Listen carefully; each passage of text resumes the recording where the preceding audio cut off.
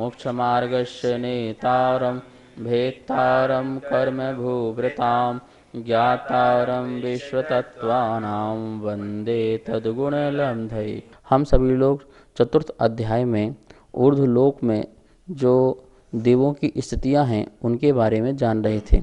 जैसा कि अपन ने जाना था कि 4 प्रकार के देव होते हैं, निकाय होते हैं, भवनवासी, बेंतर, ज्योतिष और वैमानिक। इन सभी के अपन ने तीसरे नंबर सूत्र में प्रभेद भी पढ़े थे कि भवनवासी जो हैं वो 10 प्रकार के होते हैं, बेंतर जाति के जो देव होते हैं वो 8 प्रकार के, ज्योतिष जो होते हैं वो 5 प्रकार के, और जो वैमानिक जो देव होते हैं वो 12 प्रकार के। इस प्रकार से यहाँ पर अपन ने इनके भेद पढ़े थे। अब स्लाइड के माध्यम से एक बार इनका पूरा एक बार देख लेते हैं। यहाँ पे स्लाइड में आप देख रहे होंगे, यहाँ लिखा हुआ है भवनवासी, बेंतर, ज्योतिष और वैमानिक। भवनवासी के नीचे लिखा हुआ है 10 प्रकार के जो असुर कुमार आदि देव होते हैं और उनमें 10 इंद्र भी होते हैं। ठीक है ना। पहले तो लिखे हैं 10 प्रकार के असुर कुमार आदि देव भवनवासी, और उन सब में 10-10 प्रकार के इंद्र आदि की व्यवस्था भी होती है। और फिर लिखा है बेंतर, बेंतर आदि में लिखा हुआ है 8 किन्नर आदि जो हैं वो 8 प्रकार के बेंतर होते हैं, और उनमें 8 इंद्र आदि की व्यवस्था होती है। 10 इंद्र आदि की व्यवस्था नहीं होती है, उन सब में 8-8 होती है। वो कौन कौन से होते हैं वो आगे आने वाला सूत्र है उसमें हम आपको बताएंगे। ज्योतिषी जो देव होते हैं वो सूर्य, चंद्र आदि 5 प्रकार के होते हैं, और उनमें भी 8-8 इंद्र आदि की व्यवस्था होती है। जो वैमानिक जो देव हैं वो 2 प्रकार के हैं। यहाँ पे लिखा है, आप देख रहे होंगे, 2 प्रकार के हैं, कल्पोपन्न और कल्पातीत। जो कल्प में उत्पन्न होते हैं, 16 स्वर्ग आदि में उत्पन्न होते हैं, और कल्पातीत जो 16 स्वर्ग के बाद उत्पन्न होते हैं वो कल्पातीत कहलाते हैं। तो वैमानिक देव में क्या व्यवस्था है? तो वैमानिक देव में आप व्यवस्था देख रहे हैं कि इसमें 12 इंद्र होते हैं। कितने इंद्र होते हैं? 12 प्रकार के स्वधर्म आदि जो हैं 12 प्रकार के इंद्र होते हैं, और उनमें भी 10-10 प्रकार के इंद्र आदि की व्यवस्थाएं होती हैं। और जो कल्पातीत है उसमें किसी प्रकार की ना 10 प्रकार के इंद्र होते हैं और ना ही ये जो 12 प्रकार के जो इंद्र हैं वो होते हैं, क्योंकि वहाँ पर प्रत्येक देव जो है वो अहमिंद्र है। आप नेक्स्ट स्लाइड में देख रहे हैं, यहाँ पर लिखा हुआ है कल्पोपन्न और कल्पातीत। इन दोनों की क्या विशेषता है? इंद्र सामानिक आदि भेद सहित होना। एक तो 12 प्रकार के जो इंद्र हैं उन सहित होना, और जो सामानिक आदि जो देव हैं उन इंद्रों से सहित होना, ये कल्पोपन्न की व्यवस्था है। कल्पातीत की क्या व्यवस्था है? इंद्रादि भेद नहीं होना। वहाँ इंद्र आदि का कोई भेद नहीं है, ना इंद्र का, ना प्रति इंद्र का, और ना ही इंद्र के अंदर रहने वाले और भी 10 प्रकार के जो इंद्र आदि हैं, सामानिक आदि देव हैं, उनका किसी प्रकार का भेद नहीं होना। वहाँ पर हर व्यवस्था सभी के लिए समान रूप से है। वहाँ सब अहम इंद्रम सभी अहम इंद्र हैं। वहाँ कोई छोटा बड़ा का व्यवहार नहीं है।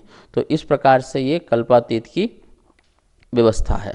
अब 4 प्रकार के जो देव हैं उनमें 10-10 प्रकार की जो इंद्र आदि की जो व्यवस्थाएं हैं उनके लिए आचार्य भगवान सूत्र नंबर 4 का अवतरण करते हैं। हम सब लोग पहले सूत्र का शुद्ध उच्चारण करते हैं और फिर इसका अर्थ समझते हैं। इंद्र सामानिक त्रायस्त्रिंश पारिषदात्मरक्ष लोकपालानीक प्रकीर्ण काभियोग्य किल विशिकाश चैकशः। इंद्र सामानिक त्रायस्त्रिंश पारिषदात्मरक्ष लोकपालानीक प्राकीर्ण काभियोग्य किल विशिकाश चैकशः। इस प्रकार से यहाँ पर सूत्र का उच्चारण हुआ। अब सूत्र का उच्चारण एवं अर्थ बोर्ड के माध्यम से समझते हैं। चतुर्थ अध्याय का सूत्र नंबर 4। इंद्र सामानिक त्रायस्त्रिंश पारिषदात्मरक्ष लोकपालानीक प्रकीर्ण काभियोग्य किल विशी कास चैकशः।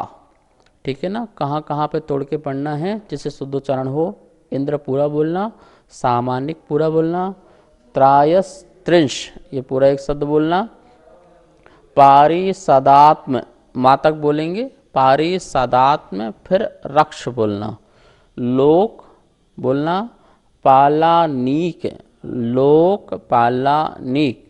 ठीक है ना, और शुद्धोच्चारण करना है तो का को थोड़ा सा जोड़ देंगे पा के साथ, तो लोक पालानीकप ऐसे पढ़ सकते हैं, नीकप। प्रकीर्ण नातक बोलिए, प्राकीर्ण, फिर बोलो काभियोग, प्रकीर्ण काभियोग, किल विशिकास। देखिए पढ़िए शुद्धोच्चारण, किल विशिकाश ऐसे पढ़ेंगे तो शुद्धोच्चारण हो जाएगा। फिर लिखा है चैकशः। इस प्रकार से इस सूत्र का उच्चारण है। अब देखिए यहाँ पर क्या बोल रहे हैं, इंद्र एक, सामानिक दो, त्रायस्त्रिंश तीन, पारिषद क्या निकलेगा, पारिषद ये चार, और इससे संधि निकलेगी तो आत्मरक्ष, पारिषद और प्लस आत्मरक्ष, इस प्रकार से संधि हो जाएगी। ठीक है ना, तो आत्मरक्ष निकल जाएगा, तो ये हो जाएगा 6। लोकपाल, लोकपाल और प्लस संधि होगी अनीक, क्या निकलेगा, लोकपाल प्लस अनीक, तो यहाँ भी संधि हो गई है, तो अलग अलग कर लेंगे, लोकपाल अलग अलग हो जाएगा और अनीक अलग हो जाएगा, 7 और 8। फिर निकलेंगे प्रकीर्ण, क्या निकलेगा, प्रकीर्ण, और फिर आएगा आभियोग, प्रकीर्ण आभियोग। पहला था इंद्र, दूसरा सामानिक, तीसरा त्रायस्त्रिंश, चौथा पारिषद, पांचवा आत्मरक्ष, छठवा लोकपाल, सातवां अनीक, आठवां प्रकीर्ण, नौवां आभियोग, कौन से जाति के देव, आभियोग, और 10वां है किल विशिका, किल विशिक, किल विशिक जो है 10वां नंबर का है। फिर संधि निकलेगी चाह, चा एक सहा, चा मतलब होता है और, एक सहा मतलब प्रत्येक के, प्रत्येक निकाय के, किसी निकाय के, 4 निकाय पढ़े अपन ने, भवनवासी, वेंतर, ज्योतिष और वैमानिक, ये 4 निकाय हैं। बोल रहे हैं एक सहा, प्रत्येक निकाय के ये 10-10 प्रकार के इंद्र होते हैं, इंद्र आदि होते हैं, ये 10-10 प्रकार की व्यवस्थाएं होती हैं।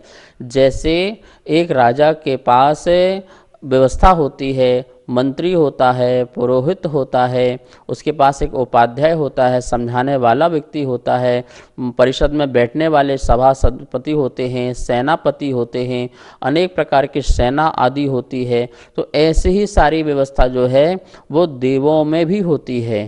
तो जो 4 प्रकार के जो निकाय हैं, चैकशः लिखा ना, चा एकशः, एकशः प्रत्येक निकाय के इंद्र, सामानिक, त्रायस्त्रिंश, पारिषद, आत्मरक्ष, लोकपाल, अनीक, प्रकीर्ण, आभियोग और किलविशिक, इस प्रकार से ये जो हैं 10-10 प्रकार के इंद्र आदियों की व्यवस्था होती है। यहाँ अपन ने इस सूत्र का अर्थ समझा। पहला भेद है इंद्र। इंद्र उसे कहते हैं जो आज्ञा और प्रभुता, ऐश्वर्यशाली हो, अपने मंडप का सर्वा अधिकारी हो और जो सभी को आज्ञा देने में निपुण हो। अणिमा आदि, गरिमा आदि, लघिमा आदि जो गुण आदि रिद्धियाँ हैं उनमें वह विशेषता से शोभता हो, इस प्रकार से वह इंद्र कहलाता है। तो प्रत्येक निकाय में एक इंद्र जरूर होता है, उस इंद्र की ही अपनी आज्ञा चलती है। वह ऐश्वर्य से भी संपन्न होता है, परम सौभाग्यशाली होता है और वैभव संपन्न होता है। अणिमा आदि की विशेष उसके अंदर रिद्धियाँ होती हैं और अपने मंडप का सर्वाधिकारी होता है, वह इंद्र कहलाता है। इस प्रकार से भवनवासी में भी इंद्र होते हैं, वेंतर में भी होते हैं, ज्योतिष में भी है और सौधर्म आदि स्वर्गों में भी इंद्र हैं। ये इंद्र होते हैं, ठीक है ना। दूसरा जो भेद है वो सामानिक है, ठीक है। क्या है? सामानिक। इसका नाम ही है सामानिक। जो सामान्य, इंद्र की तरह सामान्य तो हो, उसके पास भी वैभव हो, उसके पास भी अणिमा आदि रिद्धियाँ हों, लेकिन आज्ञा में जो इंद्र की जैसे आज्ञा चलती है वैसी आज्ञा उसमें उसके अंदर ना हो, उसे कहते हैं सामानिक। मतलब जैसे युवराज की तरह, युवराज की तरह वैभव तो सब कुछ है, लेकिन युवराज की आज्ञा नहीं चल सकती है, आज्ञा तो राजा की ही चलती है। इसी प्रकार सामानिक जो देव होते हैं वो इंद्र की तरह ही सभी प्रकार का अधिकार तो रखते हैं, लेकिन आज्ञा प्रधान नहीं होते हैं। आज्ञा इंद्र की चलती है, सामानिक देव की नहीं चलती है। तो इस प्रकार से जो दूसरा भेद है वह सामानिक का हुआ। सामानिक की और भी विशेषता हैं, जैसे आयु है, शक्ति है, भोगो भोग है, वो सभी के सभी इंद्र के समान होते हैं, लेकिन आज्ञा प्रधानी नहीं होते हैं। दूसरी बात ये ध्यान रखना, सामानिक जो देव होते हैं वो माता पिता के तुल्य के समान होते हैं। उन्हें अपन गुरु भी कह सकते हैं, उन्हें अपन उपाध्याय भी कह सकते हैं, या माता पिता के तुल्य वाले भी कह सकते हैं। ऐसा सामानिक जाति देवों को कहते हैं, जो इंद्र के लिए माता पिता जैसे समान उनको सलाह देते हों, या फिर गुरु उपाध्याय के समान जो सलाह देते हों, ऐसे सामानिक आदि के देव कहलाते हैं। इस प्रकार से यह है दूसरा प्रकार का देव का भेद हुआ। तीसरा है त्रायस्त्रिंश। त्रायस्त्रिंश इसका नाम इसलिए पड़ा क्योंकि उनकी सभा में 33 ऐसे देव होते हैं जो मंत्री का काम करते हैं। मंत्री या पुरोहित जिसे अपन कहते हैं, जो विशेष शिक्षा देते हैं, विशेष सलाह देते हैं, तो वो त्रायस्त्रिंश कितने होते हैं? 33 होने के कारण इनको त्रायस्त्रिंश देव कहते हैं। चौथे नंबर के देव होते हैं वो पारिषद देव होते हैं। ये पारिषद देव जो होते हैं वो मित्र तुल्य होते हैं, मित्र के समान होते हैं, जो हास विनोद आदि सौधर्म इंद्र के साथ करते रहते हैं। जो भी इंद्र होते हैं उनके साथ जो हास्य आदि करें, विनोद करें, और जो उनके हृदय की बात को सुने, तो मित्र तुल्य जो होते हैं वो पारिषद नाम के देव होते हैं। पांचवें नंबर के देव जो हैं वो आत्मरक्ष देव होते हैं। आत्मरक्ष मतलब जिस प्रकार से अंग रक्षक जिसको कहते हैं, जिसको अपन ने जो बॉडीगार्ड कहते हैं, जो हमारी रक्षा करें, हमारे जीवन की रक्षा करें। इस प्रकार से जो इंद्र है, इंद्र के पास दोनों तरफ जो खड़े रहते हैं वो अंग रक्षक होते हैं, उन्हें यहाँ पर आत्मरक्ष देव कहते हैं। प्रत्येक इंद्र के साथ इस प्रकार की व्यवस्था होती है। इंद्र को किसी प्रकार का भय नहीं होता है, फिर ये आत्मरक्ष देवों की क्या आवश्यकता है? इंद्रों को किसी प्रकार का भय नहीं होता है, ये निश्चित है, लेकिन रिद्धि विशेष का द्योतन होने के कारण या दूसरों में प्रभाव डालने के लिए इस प्रकार की व्यवस्थाएं होती हैं। उनका ये वैभव है, ये उनका रिद्धि विशेष का द्योतन का प्रतीक है, और दूसरे देव आदि जो हैं उनमें भी इनका प्रभाव प्रभुता आदि दिखाई दे, इसलिए यह आत्मरक्षक आदि की व्यवस्था देवों में होती है। वे अंगरक्षक अपने कवच के साथ होते हैं, रौद्र परिणामी होते हैं, वीर वेश के धारक होते हैं, और सदा ही इंद्र के पीठ के पीछे खड़े होते हैं, वो अंगरक्षक देव कहलाते हैं। लोकपाल, लोकपाल जो देव है वह रक्षक के समान, अपने लोक की रक्षा के समान वाला वह देव होता है, वह लोकपाल होता है। जैसे राजा का लोकपाल होता है सेनापति, तो सेनापति क्या करता है, अपने जो राज्य की रक्षा के लिए सदा ही तत्पर रहता है। ऐसा वो सेनापति का काम करने वाला वो लोकपाल, जो चारों दिशाओं में एक एक लोकपाल की व्यवस्था होती है, वो अपने लोक की, अपने राजा की और अपने देश की, अपने राज्य की क्या करते हैं, रक्षा करते हैं। वो लोकपाल जाति के देव कहलाते हैं।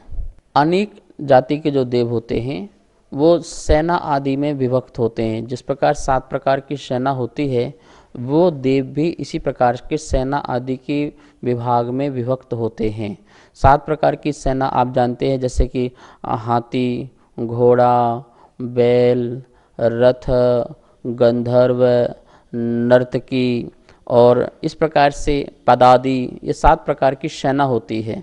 जब सेना युद्ध आदि में जाती है तो इसकी व्यवस्था होती है, पहले हाथी है, फिर घोड़ा है, फिर बैल है, फिर पद सेना है, पैदल चलने वाली सेना है, उसके बाद गंधर्व सेना है, और फिर नर्तकी, नृत्य करने वाली, और उसके लास्ट में रथ जिसमें राजा आदि होता है। तो इस प्रकार से ये पदादि सेना होती है, 7 प्रकार की होती है, और ये 7 प्रकार की पदादि सेना का जो कार्य करते हैं वो अनेक जाति के देव कहलाते हैं। जब राजा इंद्र जो है चलता है, कहीं जाता है, जैसे समोषण आदि में भी आना हो, तो उस प्रकार से उसकी सेना जो है साथ साथ चल रही है। ये उसका वैभव है, ये उसकी अपनी संपदा है, ये उसका अपना रिद्धि वैभव है। तो अनेक जाति के देव का काम यही होता है, 7 प्रकार की सेनाओं में विभक्त होना। प्रकीर्णक जाति के जो देव होते हैं, प्रकीर्ण मतलब जो बिखरे हुए, प्रकीर्ण का अर्थ क्या होता है? बिखरा हुआ, जो बिखरे हुए हैं। जैसे नगरवासी लोग हैं, यहाँ ये मोहल्ला अलग है, वहाँ का मोहल्ला अलग है, यहाँ के लोग अलग हैं, वहाँ के लोग अलग हैं। तो जो नगरवासी की तरह, पुरजन की तरह, नगर में रहने वाले लोगों की तरह, देशवासी लोगों की तरह जो निवास करते हैं, रहते हैं, उन्हें प्रकीर्णक देव कहते हैं। जो इंद्र का जो विमान होता है, उस इंद्र के विमान की दिशा और विदिशाओं में जो बिखरे होते हैं, दिशाओं के साथ साथ जो विदिशाओं में बिखरे हुए उनके विमान होते हैं और वो रहते हैं, उनका जो स्थान रहने का होता है या भवन आदि होते हैं, जिस प्रकार से जो देव में जो व्यवस्था वो लगा लेना, तो वो प्रकीर्णक कहलाता है। प्रकीर्ण मतलब बिखरा हुआ जो है वो प्रकीर्णक कहलाते हैं। तो ऐसे जो देव बिखरे हुए हैं, नगर की तरह, नगर में रहने वाले, जनपद की तरह रहने वाले, इस प्रकार के जो देव की व्यवस्था होती है वो प्रकीर्ण जाति के देव की व्यवस्था होती है। 9वें नंबर के जो जाति के देव हैं वो आभियोग जाति के देव कहलाते हैं।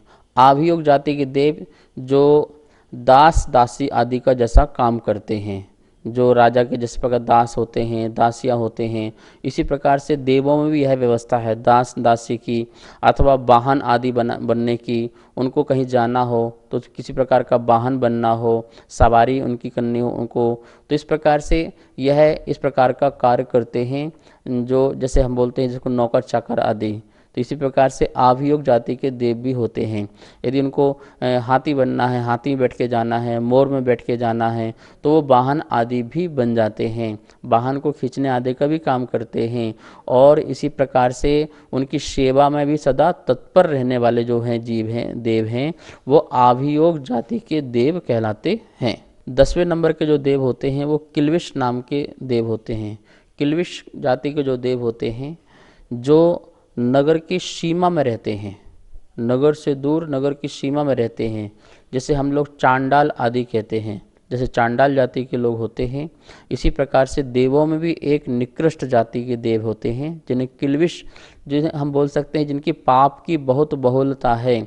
देव पर्याय में तो प्राप्त हो गए, पर देव में भी जैसा देवपना होना चाहिए, दिव्यता होना चाहिए, वो दिव्यता उनके अंदर ना हो।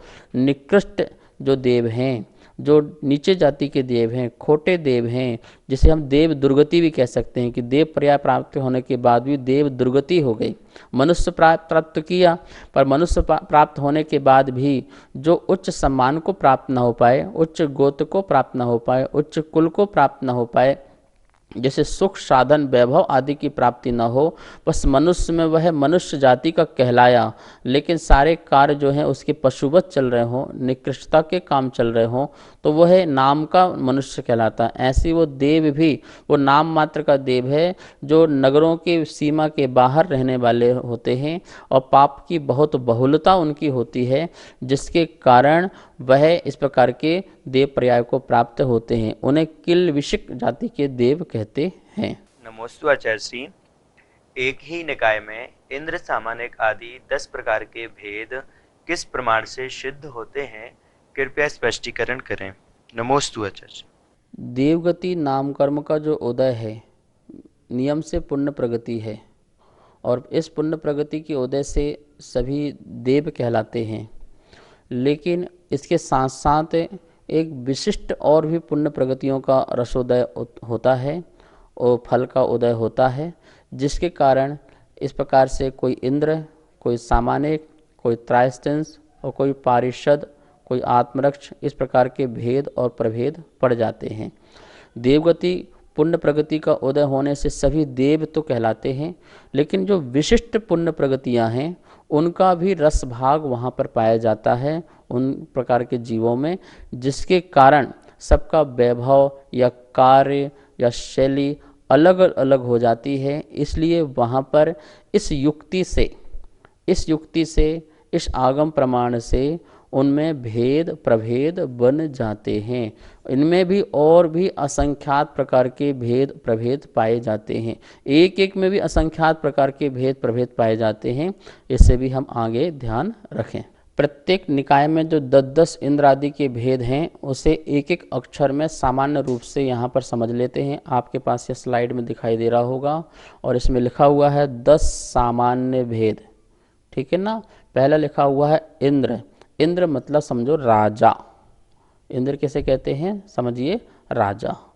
सामानिक जो उस राजा की सभा में पिता गुरु उपाध्याय आदि का कार्य करें, जो आध्यात्मिक शिक्षाएं भी दें, इस प्रकार से वह सामानिक गुरु हो गए, ठीक है, गुरु के समान हो गए। राजा हो गया इंद्र, सामानिक हो गया गुरु उपाध्याय, ठीक है। त्रयस्त्रिंश जो है वो मंत्री है, राजा का मंत्री, ठीक है ना, या पुरोहित भी उसे कह सकते हैं, जो शिक्षा देता है, राजनीति की शिक्षाएं देता है, जो बुद्धिमता देता है। इस प्रकार से बुद्धिशाली जो होता है वह मंत्री होता है, उसे त्रयस्त्रिंश कहते हैं, और ये 33 होते हैं। परिषद जो है सभा सदस्य, जो उस राजा के जो सभा सदस्य जो होते हैं वो परिषद होते हैं, वो मित्र तुल्य होते हैं, तो वो परिषद हैं। और फिर हैं आत्मरक्षक, अंग रक्षक, जो अंग रक्षक हैं वो आत्म रक्षक हैं। सारी की सारा जैसे आप टीवी आदि के माध्यम से व्यवस्थाएं देखते हो राजा आदि की, वही व्यवस्था उन देवों में है।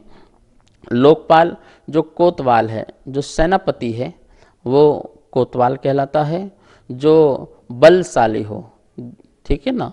और अनेक जो 7 प्रकार की जो सेनाएं आदि होती हैं, जो हमने आपको बताया, वो 7 प्रकार की सेना वो अनेक जाति के देव होते हैं। प्रकीणक जो नगरवासी की तरह रहने वाले होते हैं। प्रजाजन जो होते हैं वो प्रकीणक जाति के देव होते हैं।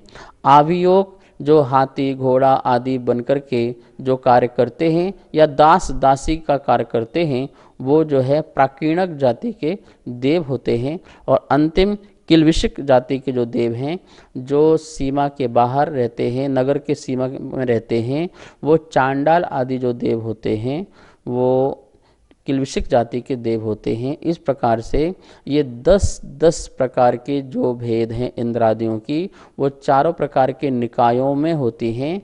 जो भवनवासी और व्यंतर आदि हैं, उनमें जो व्यंतर है और ज्योतिष हैं उनमें 8-8 प्रकार के होंगे। 2 कम कौन से होंगे तो आगे सूत्र में आचार्य भगवान इसको बताएंगे।